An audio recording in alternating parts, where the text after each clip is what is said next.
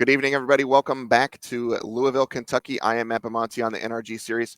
Hope everyone had a nice time to get some lunch, maybe hang out as we're watching some Magic today.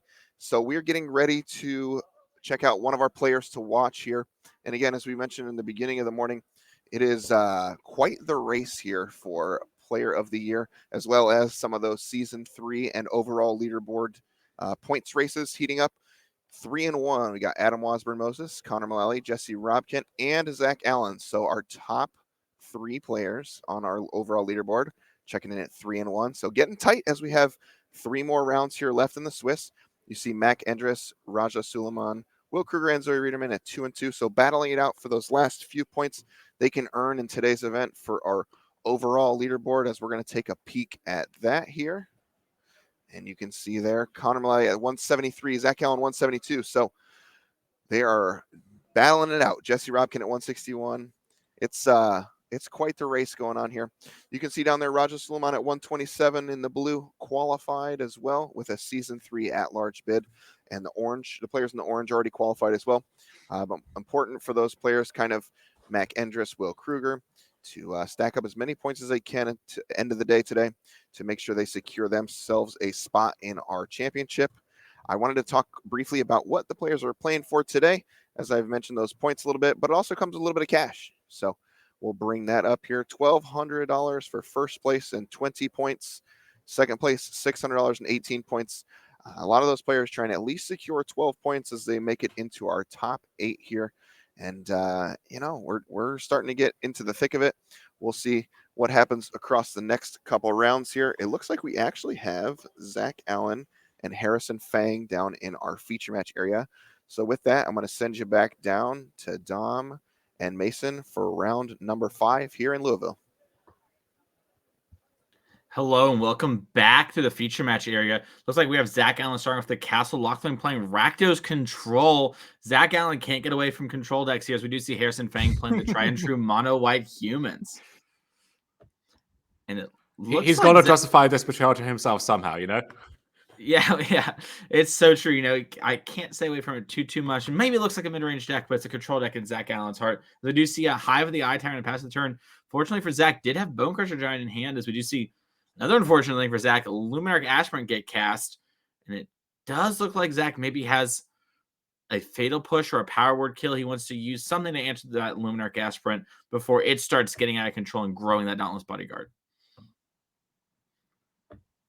If you're Zach very well accustomed to, playing this kind of slower game, lining up his removal spells against certain threats, just with a different color palette a lot of the time. Yeah. Sometimes you see black from Zach, but most of the time we got some blue and white for sure in here. But just couldn't bring it to do himself here at Pioneer in that format, as we do see once again, Dom, it's turn 3 from the Rakdos side, and we see Fable the Mirror Breaker resolved. Sort of a crazy we will see. We will see if Zach is going back after this, but for now, casting Fable is a hell of a drug. It really is. We do see Zach Allen here using our last showdown winner with Connor Mullally, Theo, and Max here. That token that they got for winning the showdown. The showdown gets you the champs and everything, Dom, but it also gets you a really cool token. So really excited to see that here in play. As you know, Harrison untaps with a bunch of mana, it looks like, and a couple spells he can maybe play. What sort of thing he's looking to slam here? So the marquee 3-drop for humans is Adeline. That is the card which, uncontested, will just run away with the game. Brutal Cathar tagging the token is nice as well. It means even if the Cathar dies, then nothing gets brought back. And then if it does become Night Mason, then the Cathar gets upgraded there too. Looks like it's just the same copy of Aspirant. So loading up cannons on one of them. Maybe we have another Dauntless Bodyguard to protect this one too. We'll see what Harrison has left in the tank, and nothing. It seems like is the answer there. Yeah, maybe is hiding a Brave the Elements in hand. Harrison's keeping them close to the chest here. Harrison, known for these wide aggressive decks, we see him crush with Hammer here on the energy circuit. Was one of our players who's very close for the leaderboard race here and just fell a couple points short. Looks like this season, but still could have a great finish today as we see Zach Allen resolving the looting here off Fable Mirror. And it's one of the harder things to do is to rummage.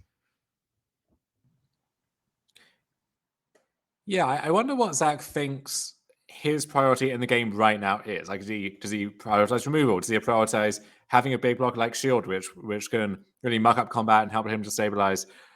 So you kind of need to have a sense of what your plan is before just rummaging cards into the void. Yeah, and it looks like Zach is going to get an attack in here with the Goblin Shaman, get that treasure token, sort of see what he can do. No blocks from Harrison. He decided not to throw away his Luminarch Gasp, but I got to say, heads up play for Harrison on that one. Good choice. That's why he's had such success on the NRG series, not throwing away his good creatures for no reason. Write that one down. Write that one down. As we do see Zach here looking to line up maybe a Bonecrusher Giant stomp here, sort of saying, hey, if you have something like Brave the Elements. Oh, it has a Dreadbore, actually. Okay, going to use the Sorcery Speed one. Try and bait that Brave from Harrison. Yeah, one interesting aspect of Zach's list is only 2 copies of Bonecrusher Giant. That's one of the staple cards of the deck. Zach saying, there are other 3-drops competing with it. I think that as a removal spell, it's a little clunky, a little conditional. So de-emphasizing that card, but it's one of the better ones in this specific matchup.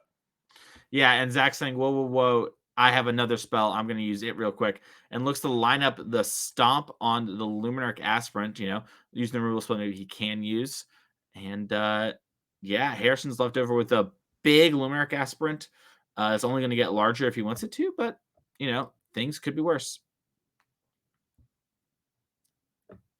Looks like Harrison has a Thalia's Lieutenant in hand, so maybe he can go a little wide there, something like Mutavault as well. How big is Mutavault in these sort of matchups, Dom? We've seen how great it is against traditional control, but what about Rakdos? Well, it starts as a 2/2 like it does in every matchup, but no, it's important. It especially post board against sweepers like Extinction Event, being able to immediately apply pressure again.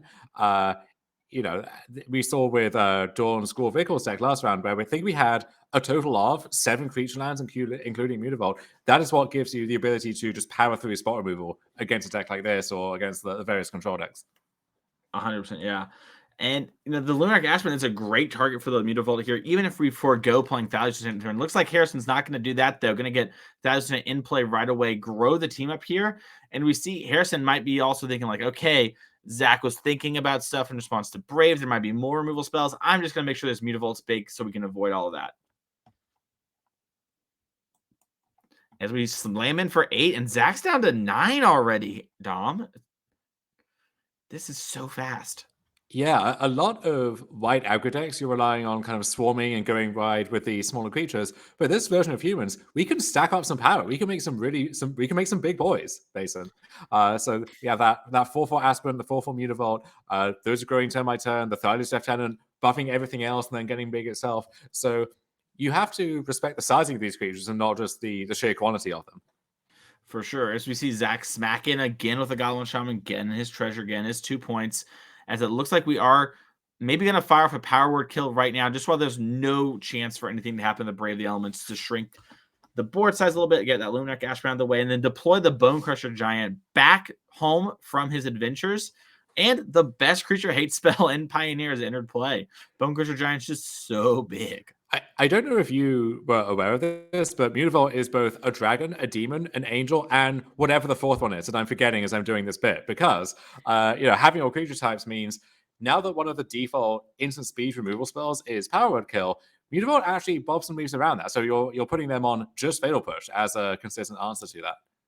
Yeah, and Harrison is going to be aware of that, as is Zach. And this creates this awkward spot where, maybe before we would be down to trade this Mutavault to push through this Bonecrusher Giant, but Harrison might be wanting to prioritize that Mutavault a little more. And is there any way I can make it bigger, try and get it through there? But Zach has done a good job of getting in the point to the Goblin Shaman, and Fable the Mirror Breaker plus Bonecrusher Giant. That's looking like a 2-turn clock for Zach if he can afford to go for that.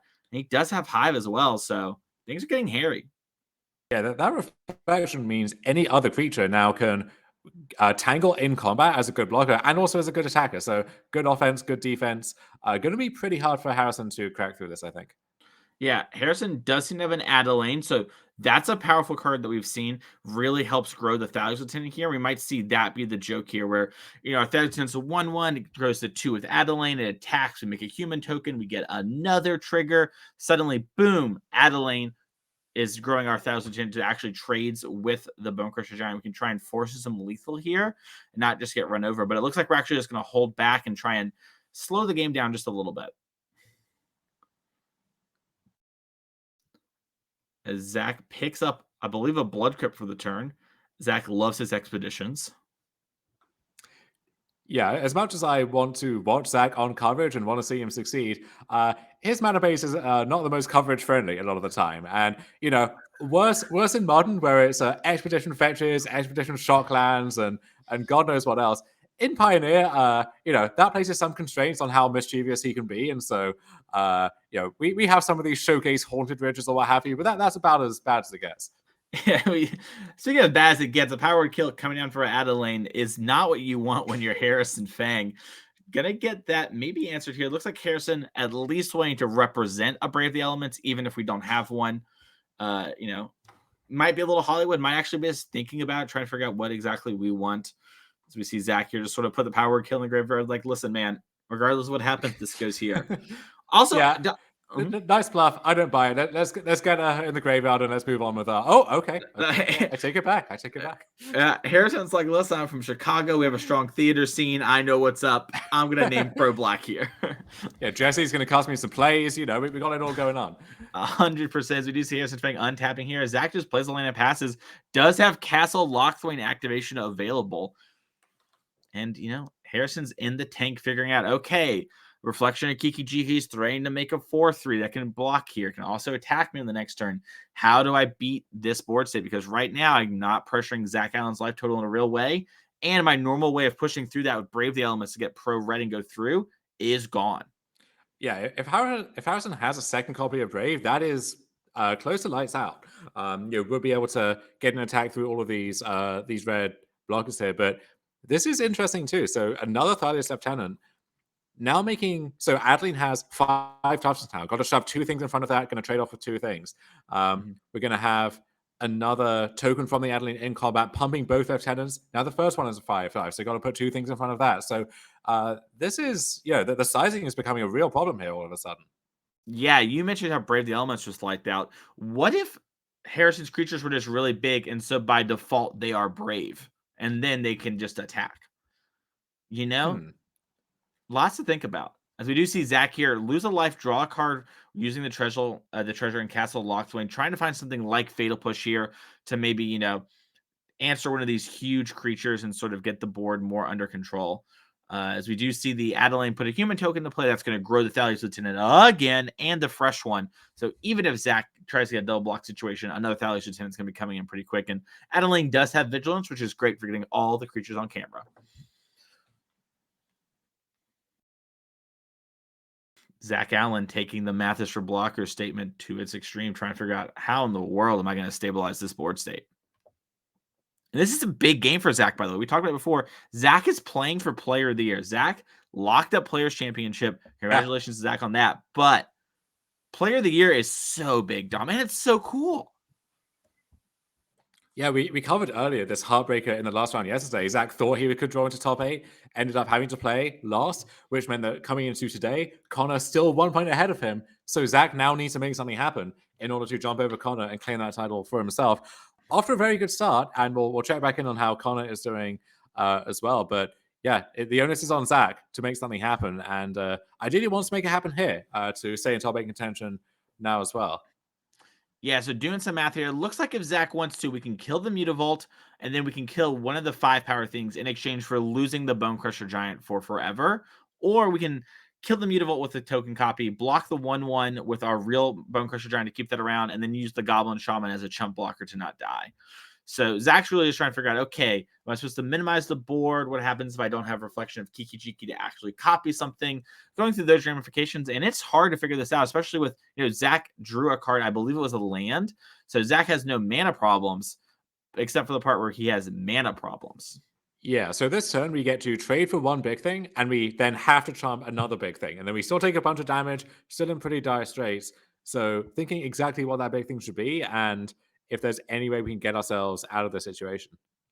Yeah, it looks like Zach's maybe opting to just make sure the Adeline's dead and then chump the Thaddeus Lieutenant and just not worry with the Mutable and hope that the mana constraint on that comes back to haunt Harrison.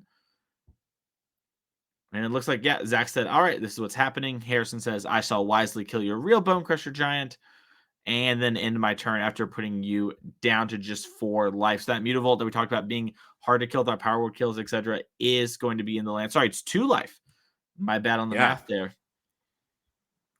That's huge. Yeah, the Adeline is the biggest creature, and making the tokens every turn makes the other lieutenants big. So makes sense to double up on that one, but still leaving 3 pretty meaningful threats behind. And even that 2/2 lieutenant now, but Zach on 2, like that's a lethal threat right there. And yeah, Zach can't contain everything. So we are moving on to a game 2 here. Harrison on the pair down, looking to move up to 5-0, and maybe put together this improbable run at one of those leaderboard slots. Like we kind of counted Harrison out. It was basically, okay, you're going to have to win this tournament.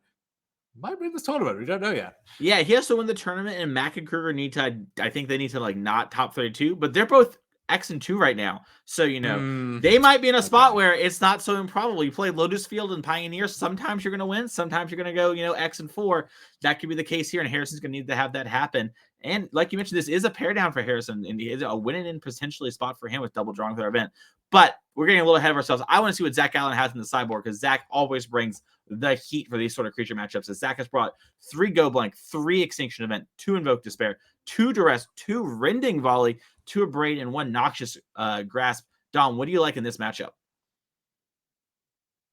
So Rending Volley, obvious call there. Noxious Grasp as well. Extinction Event, we mentioned, not always the most reliable sweeper, but you'll bring it in. You're going to be happy to have it. And then Zach has changed his main deck up in a way to make it better in these Rakdos mirrors. So 2 Invoke Despair main deck, 2 more on the sideboard, right? And then we have the 2 Kroxas and some other stuff. So we have some cards that we're happy to cut, and we also have a lot of decent cards to bring in as well. Yeah, 100%. And, when I had the deck here up on screen, and we mentioned a little bit before, Zach has chosen to cut down on Bonecrusher Giant. That is the best creature removal spell in Pioneer. Just so often, especially against the mono white deck. Just kill something and then kill something again in blocks like we saw in that game. Having less of those in your main deck means he is better in some of the mid-range mirrors by having that Invoke Despair. But in this matchup, he's really missing those. Let's see what Harrison's going to have to fight off this Rakdos deck here. It looks like Harrison has 4 wedding announcements, 3 Portable Hole, 2 Destroy Evil, 2 Rest in Peace, 1 Skyclad Apparition, 1 Declaration Stone, and 1 Tomic, the Distinguished Advocate. Dom, what do you like from Harrison's side? So for wedding announcement, that's an easy one. This is how every mono white sideboard in Pioneer starts. This is the card you want in this matchup against the control deck. So gonna start there. And then beyond that, don't need to change up too much. You could look at the Declaration Stone, for example. We want to swap something like a Sheoldred out the way. Something like that deals with your Fable tokens, other tokens pretty easily. And then your Apparition kind of on the same basis. Maybe Apparition is an upgrade to Brutal Cathar if you want to deal with something permanently. Don't want to get that thing stomped. Although maybe, less stomps means less chance of that happening. I don't know. And then I would almost, against a 4 stomp version, behind the Tomic too, just because it's a 2-drop that flies, doesn't get blocked, and also doesn't dare to stomp. But that one is pretty marginal as well. Yeah, sometimes you just take this small upgrade. It's not 2-3 for flying. How bad can it really ever be? Is sort of a great spot here, as it does look like our players are resolving mulligans, so we can head back down there as we talk to them. And yeah, this is the thing too. Harrison and Zach friendly, they talk and stuff like that, but Harrison might not know there's only 2 Bonecrushers in Zach's deck. Harrison might just be like, oh yeah, you got some Invoke Despairs in your main deck, cool. Maybe you cut that Graveyard Trespasser. People are always making fun of that card. Not Zach. He's decided Bonecrusher Giant is the cut here, as Harrison is going to 6, as Zach decides whether he wants to keep this hand or not.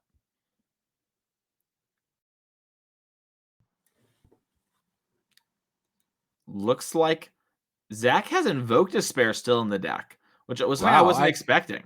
So that is an answer, maybe the answer to wedding announcement, which is the crucial card in the matchup. So yeah, it's 5 mana, and it's honestly pretty bad if they don't have a wedding announcement. Sometimes even if they do, but you just got to answer that card. It's so important.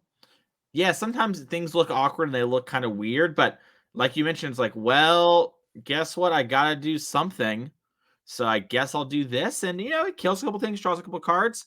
Totally reasonable. We saw Zach, mana wasn't the problem last game.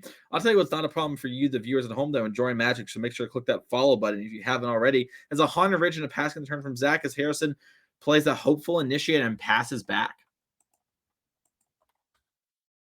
And it looks like Zach has Misery Shadow, one of the big upgrades from Brothers War for this deck.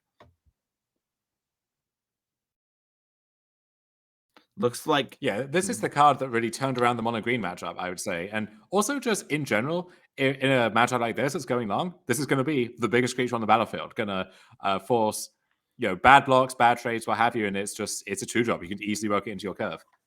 100%. As we do see, this is one of the great things about this card too, right? Like, yes, it exiles things. Yes, it like grows or whatever, so it can attack for lethal. But also, sometimes you just keep a hand that's a little heavy on lands. Maybe you have Invoke Despair in your hand. You got to keep a land heavier hand. And now, what's Harrison supposed to do? Even if he grows his creature something like Thalia's Lieutenant with Luminarch Aspirant, this shadow just gets bigger than that. It could even block an Old Growth Troll here. This thing is so huge. It's just such a great card for this deck. And we do see, Dom, we have a wedding happening as Harrison's announcing it to the world, casting it in time to decide, are we going to attack and get a card or get a token? It looks like Harrison just wants the token.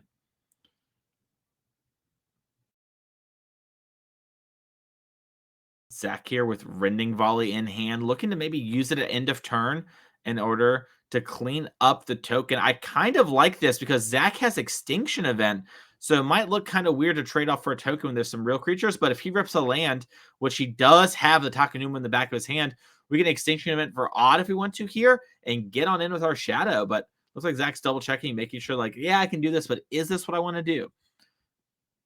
Yeah, it sounds like it is.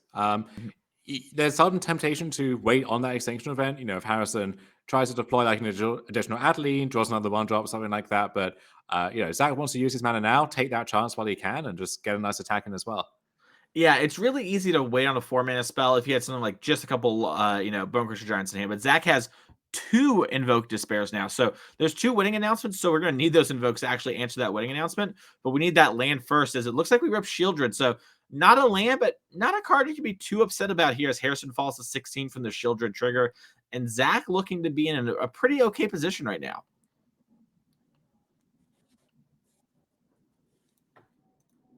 Never mind. Harrison has Destroy Evil lined up to kill Sheoldred right away. So Zach losing his big 4-drop play. Harrison not going to attack, not going to do anything. Just going to trigger his wedding announcements, get 2 more tokens, and then now has the wedding itself to anthem up the team.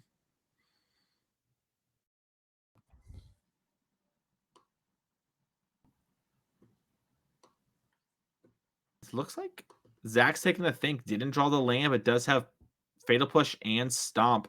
Dom, if you're Zach, do you just play the Bonecrusher as a hardcore blocker, or do you try and get the value now? I would be pretty tempted. I guess you can stomp a token, but then you're committing 3 mana the following turn. Like it's a lot to ask for, especially when the Misery Shadow is the mana sink that you're craving alongside that. Well, looks like Harrison has an Adeline coming down here. And that's one we can't stomp, and we're going to need to do a little bit of work if we're going to Fatal Push that one, as Harrison is just moving to the end step and, moving to combat step, sorry. Oh, no. Yeah.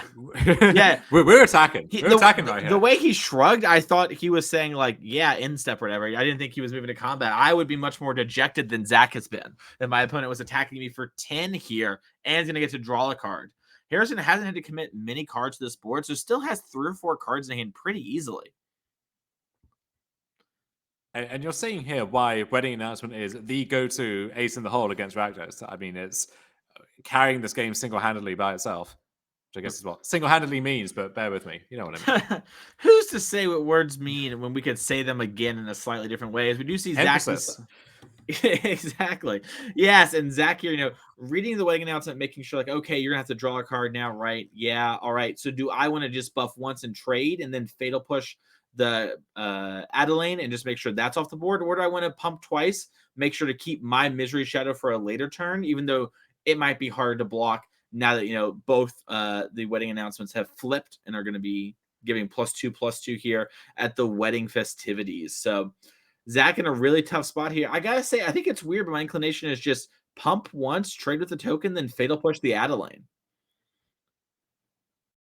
Yeah, I don't hate that. I think you're going to need to kill the Adeline. I mean, that much is non-negotiable. So,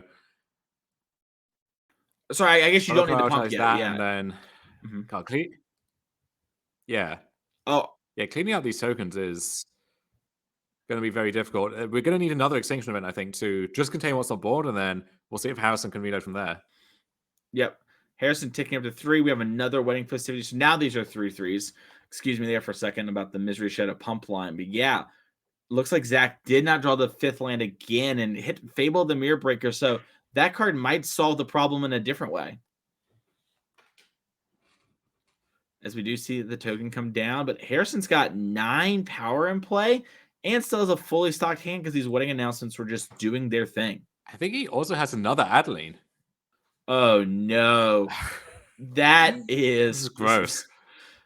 There's going to be some festivities involved for Harrison at this rate. It looks like he is en route to top 8 this Pioneer 5K here, the Energy Circuit in Louisville, as he's attacking in for 12 now with a land up for Brave the Elements or anything along those lines. And we know Zach Allen just has a bunch of Invoke Despairs that, had he ripped that 5th land on turn 5, might have actually looked amazing in this matchup. However, he didn't, and we're seeing some of the problem with this chalking up on big mana cards against these aggressive decks. Looks like he's double checking. Yep, still both Invoke Despair. Hate my life. Puts them back down. Look at the board. These aren't fatal pushes. Okay. Figure out what am I going to do? No Extinction Event on the backside of one of these. No, okay. Yeah, I think there we are. Even if he could Extinction Event, he would be in such a bad spot still, and that has to be a bad sign. As we do just see a chump block here to save some life, as Zach is going to fall to 5 now. And looks like he ripped Extinction Event, gets to activate his Fable, the Mirror Breaker. Probably going to see at least one of these Invoke Despairs get discarded, maybe the second. I think even with the event, he is dead on board, right? I think there's no way out. I believe so. I think because he doesn't have any 1-mana creatures. The event costs 4, obviously. We decided to use the Goblin Shaman to block and save a little bit of life. So I think we might be out of it here. That the decision to save a little life in case we drip maybe was, well, yeah, you see Zach there starting to pick up his graveyard and decides, well, now I'm in the point race. I got to make sure to double check everything. I might as well. Also, Dom and Mason are talking about me. They're pretty cool. Discards both Invoke Despairs and draws 2 here. Want to get my nice foils on camera, pay good money for these. Lots of factors at work here. Yeah, Harrison picking up Invoke Despair, like, okay, what's do you have a 4th one of these? Does this matter? Yeah, it does look like a Wrath too. So it looks like it would just destroy the battlefield. Invoke Despair, the Black Sphinx's Revelation, kill everything, draw some cards. Dom's face in complete shock as I said that there. As we just see Extinction Event. Take care of the tokens, and Harrison, I still think has a handful of creatures, and he has a Thalia to make sure, like, hey, you don't have Fatal Push, right? And Zach is like, I do not have Fatal Push, and we're gonna see Harrison, just make sure, I'll play this Recruitment Officer in case of some weird card I forgot about. I'll attack, make the token lethal. And Zach's like, that's lethal, buddy, as Harrison Fang locks it up, going to 5-0 and looking pretty when it comes to top 8ing this eventy. So congratulations, Harrison Fang. And like we mentioned, there is this long shot chance that Harrison makes our Players Championship. He needs to win, and Mac and Kruger need to not do very well. And Harrison's like, listen, all I can do is play Magic. All I'm going to do is win. Let's just hope those guys don't. Meanwhile, at the top of that leaderboard, Zach now falling to X2 and lost round 1. So out of top 8 contention, but just scrambling for those last few points. And it might come down to, Zach versus Connor somewhere in top 16, top 32 to see how that race actually gets decided here. Yeah, I love talking about the player race. We have another match, though, so let's talk about some more Magic, and let's get that backup feature match pulled up here so we can watch this here. Looks like we have Adam, who is one of our players here when it comes to the feature match, the Players of the Year race on Lotus Field Combo, and Kenneth Oswald on Is It Phoenix here, as we see Adam have turn 1 our Boil Grazer, put in a Temple of Mystery, and Scry. Dom, how would you describe this matchup for the Phoenix player? Oh, it's real bad. This is one reason I think why a lot of players have moved away from Phoenix is that the black-red matchup isn't great, but you can try and fix that, and it's kind of clear how you would. This matchup is game 1 is absolutely miserable, and then with sideboarding, there's this question of, okay, well, do I just rely on the same spell pierces and disdainful strokes and stuff I have against everyone else? Do I want more targeted stuff like Alpine Moon, which is already eating up this valuable sideboard space?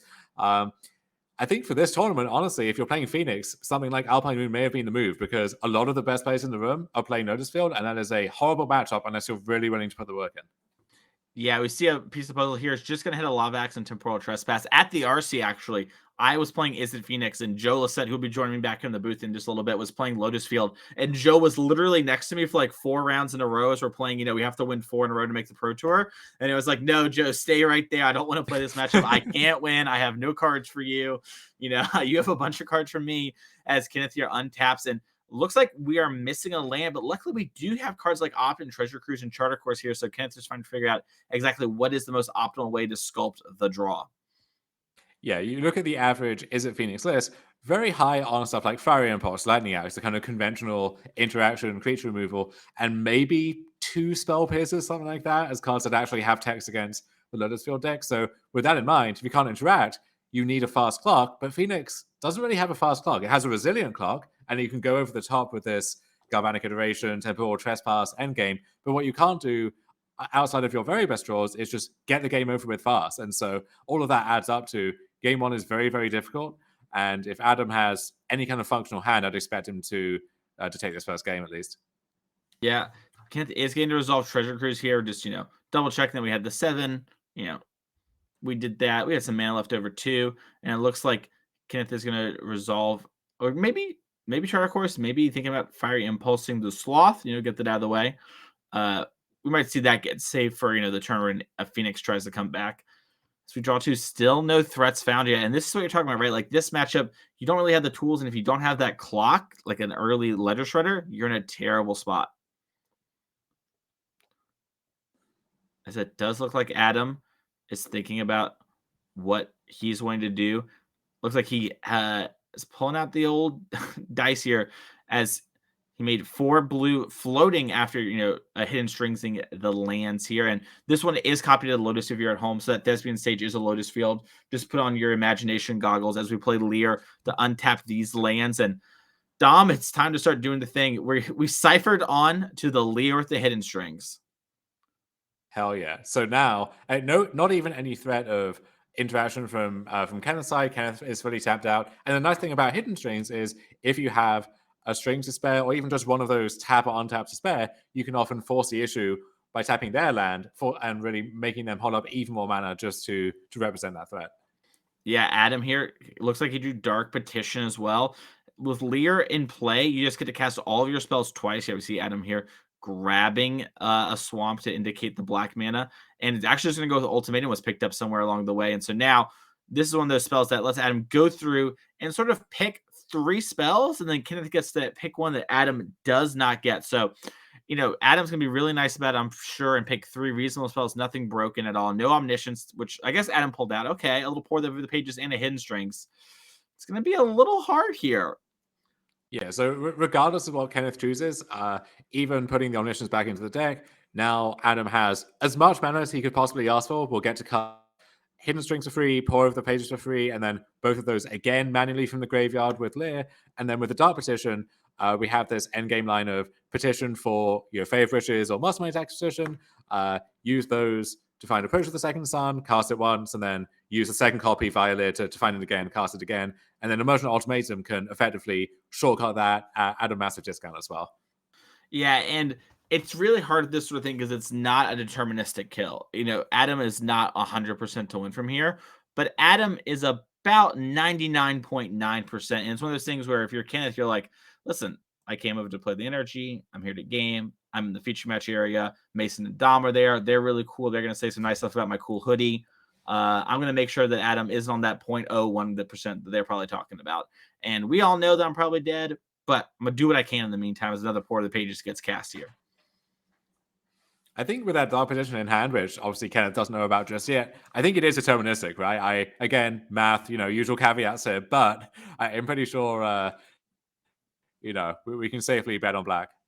Yeah, and it does look like we're going to cast the Dark Petition, use all the black mana, whatever. We got enough blue as well. The black comes back thanks to Dark Petition, Spell Mastery. And like Dom said, we're going to start executing this combo. Dom, what do you think about Lotus Field in the metagame? Because this is a deck that players were just kind of off once the RCQ season started. But before the RCQ season, we saw it do kind of well in Pioneer Challenges. Wasn't dominating, not like Phoenix kind of was. But now, sort of post-RC and everything, it's back in a way. And players know now. It's not like when it was week 1 and it was a surprise to everyone who wasn't really grinding. This is a thing where players know, as we have Omniscience in their play, all the spells don't cost mana as long as they're cast. Adam's going to have a lot of cake here, so I'm going to keep talking to Dom about this Lotus Field. What do you think about this deck abstractly in the metagame? Because it is something that you can beat if you bring the hate.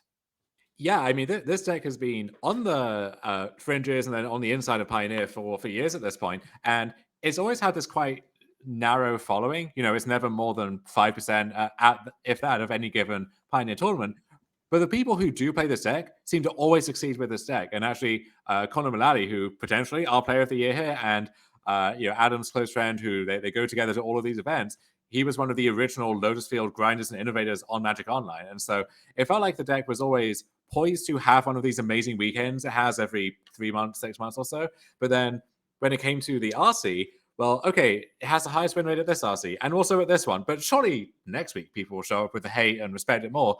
And then it seemed to have an even higher win rate the following week. So at this point, I think a lot of people just have the mindset of, I'm going to keep playing this deck until people actually do show up with the narrow hate card and start respecting me.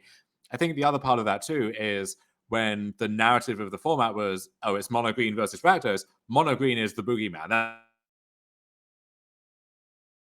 That's the four cards like the Stonebrain join the mix. But now mono green is kind of on the decline, and the Lotus players have figured out some ways to bring that matchup closer to even. And so at that point, you have to kind of look far and wide to see where those bad matchups actually are. And like Rakdos is a good matchup, Phoenix is a good matchup. It's pretty smooth sailing from there.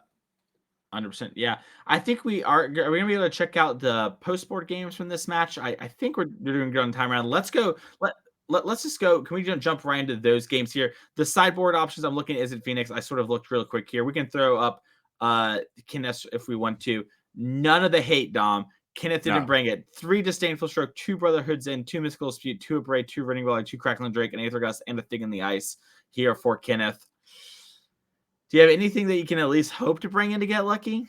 The 3 strokes are legitimately good. I mean, you're happy to have those, happy to draw those. 2 Mystical Dispute, same, although as the game goes along, sometimes you can pay for those as well. The Aether Gust, likewise, against cards like Emergent Ultimatum as well. So you get a little bit more interaction, get some of these dead removal spells out of the way. I guess you can board in the Thing in the Eyes. It's another like somewhat faster clock, but nothing that I would be too scared about or too surprised to see from Adam's side. Yeah, and then meanwhile, Adam's sideboard, it is basically just the wish board. We have 2 Fading Hope, 2 Thought Distortion, 2 Pithy Needle, 2 Zakama, 2 Mystical Dispute, 2 Supreme Verdict, Approach to the Second Sun, Elder Gargoth, and Terra Sunder. This seems to be the exact list that we saw Kane Reinhardt win the Mox qualifier with last weekend. Anything that you want to bring in here just to shore up this good matchup here, Dom? Yeah, the disputes make a lot of sense to me, and then also potentially the Thought Distortions, where that one's a little slower, a little clunkier, but again, if the opponent's sitting back on a handful of Disdainful Strokes and Spell Pierces and Disputes, well, Thought Distortion wipes out all of those and their graveyard, so no delving for you, and then gives you free reign to combo off at your leisure the following turn. Yeah, let's go down back to the Future Bunch area and see what happens in game number 2 here. Because I think the recipe for success here is Kenneth's going to need like Letter Shredder on 1, Letter Shredder on 2, and then have those Mystical Disputes Gust Strokes line up perfectly and just sort of barely cross the finish line here, which is a reasonable thing. It sounds sort of wild to have happen, but with often considering your deck, you can make that sort of play happen. Yeah, I think one kind of structural issue with this matchup from the Phoenix side is these reactive cards that are the only things that matter in the matchup don't really play well with your main threats and your main proactive cards. So, Spell Pierce and Disable Stroke not really helping you return Arclight Phoenix. Or, if you're trying to transform that Thing in the Ice quickly, we are throwing cards away, and maybe you could Spell Pierce your own spell or something, but that's not the battle you want to fight. So, this is a deck that's set up to be proactive and doesn't do a great job of pivoting into a more reactive role after sideboarding. Yeah, we do see Kenneth here had a land already lined up. I was looking for Masonka Spire Bluff Canal. Adam is going to play the Ballad Edge Recovery on the backside here.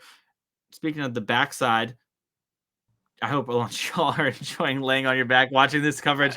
Not my best segue I've ever done. I realized it as I said it, but you know what? If you feel bad for me, click that follow button. That way Norm's happy with me as we have a passing of the turn here back to Adam. As Adam is just in the sort of like, well, if you don't have pressure, I don't have to do anything spot.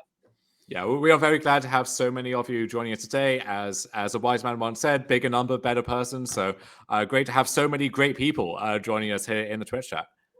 Wow, Dom, you did great. And you used the phrase that I stole too. I love it. That's so good. As we see, Kenneth here has drawn a couple lands, got that lined up. We're going to shock into Steam Events, and we might see, I think we have a pieces of the puzzle in hand. So maybe we can piece something together. As Adam has Mystical Dispute, and Kenneth's like, yeah, nah, this Spell Pierce has got to line up for something bigger. I'd love to draw some cards, but I can't really afford to have this card trade here. And that's kind of the same decision that Adam's facing from his side too, is, well, do I use this dispute on this juicy target in the pieces of the puzzle that could find other things that I might want to dispute later? Or do I think that mana is going to be a bottleneck for Kenneth this game? Do I save the dispute for a combo turn where that could let me win this fight on the stack? Yep. And, Adam develops the Lotus Field here just the whole turn. Doesn't do anything we saw the last game where we tried to get, like, Hidden Strings or a Sylvan Scrying. Just going to go right away. And we see considering to opt here, trying to find a Phoenix. Just please, my family needs a Phoenix. As we put opt to the bottom here, and just another Spiral Bluff Canal got picked up. And it is a really awkward place to be because Kenneth has the cards, just sort of has to find them. And Adam has given Kenneth the time this game so far in the match, as we see. Adam here finally maybe starting to use the mana. I got a lid on the Besaiger here, decided doesn't look like Kenneth has, anything along those lines. I'm just going to have this mana up first. Yeah, so this is Hidden Strings, 2 mana floating, so you can pay for Spell Pierce if it comes to that. And there is Thought Distortion. So those cards, just pick them up, put them in the dumpster. Yeah, can't be countered. If you'd like to cast your Spell Pierce for life equity, Yeah, I don't need to see those, Kenneth. Just put them away. Take it out in the garbage. Yeah. Yeah. I'll tell you what, the good part about this is we get to see Kenneth's cool NRG hoodie, but, from the lean in of showing all these cards. But yeah, Kenneth left with just a Spiral Bluff Canal, and Adam passing the turn, and Kenneth picked up an island. So Kenneth really needs to draw Hall of the Storm Giants if it's going to be a land, not island.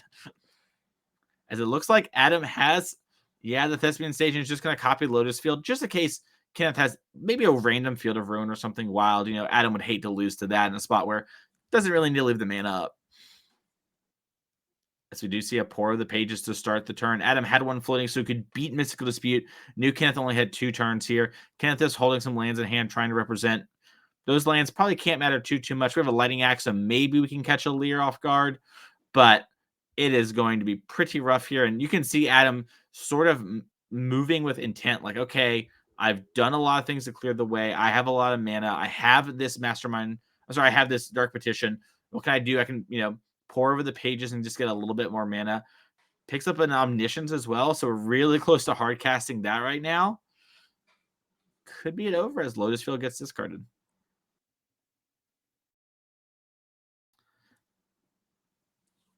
Yeah, chat's bringing up, if Kenneth had Narset's Reversal, maybe we could have poured over the pages and got something back going here, and I love that. Narset Reversal is a very sweet card, as we see Hidden Strings coming up, and this is part of the thing, too, for Adam. Adam probably knows there's some out of Disdainful Strokes. Mono Green is on the downswing, but still very popular. Knows he has to respect that card, and if he can just, get to enough mana to beat Spell Pierces and Mystical Disputes, there can only be so many of those, and he already grabbed one of the Disdainful Strokes off the Thought Distortion. How many can there really be over these last 2 turns? The other nice thing, too, is Adam has a handful of cards. He has a lot of resources here, 2 Lotus Fields. And so even if he goes for something big and Kenneth through the stroke, not the end of the world. We can rebuild next turn and go for something else. And yeah, now we just get to go for literally everything. Yeah, green means go, but blue Omniscience means do whatever you want. As we see, play this land. Who cares? Dark Petition. I got 3 mana. Don't mind me. Gonna pull back out the swamp because I do have 3 mana floating if for some reason something like that matters. As we are going to see, I believe the Behold the Beyond kill like we saw before. It looks like Adam thumbed Leer to the front. Funny enough, if Adam doesn't have anything to protect the Leer in hand, Kenneth does have the Lightning Axe. So if Adam just tries to run that line, we might see Adam's plans fall apart if he can't recover from the Leer dying. But he actually has the Behold already in hand. Yeah, and he can also just play the Leer, immediately recast a Dark Petition, and effectively, just get the Leer in there for free. So I think all roads lead to Rome here for Adam Osborne Moses, who not in the points race at this stage like that. His role in that has been settled. We will see him at the championship, but hey, would love to top 8 yet another tournament, and well on his way to doing that at this stage. Yep. And we see Kenneth extending here as Adam moves on to 4-1. So congratulations to Adam there. Pretty convincing fashion. This is sort of the reason to play stuff like Louisville, right? Like you mentioned, there's not enough hate. And also you just have some of the popular matchups that are super, super prevalent and big. And you just kind of get to crush those. So we saw that from there. And unfortunately, Dom, that was our last round with you. We've loved having you on this weekend. I loved watching the stuff with you from yesterday and today. And it was great to get to commentate a few rounds with you. And hopefully we'll see you here again soon. Well, it's a pleasure as always, my friend. It's been great joining the NRG team for the first time here. Hope to be there for a lot of the shows here in 2023 and beyond. But yeah, that's going to do it for now. I will bow out. I will let Joe come back in, and you guys can close out the show. Take care. Yeah, we're going to go to an ad break. So sit right back. We'll be back in about 3 or 4 minutes with some more NRG coverage.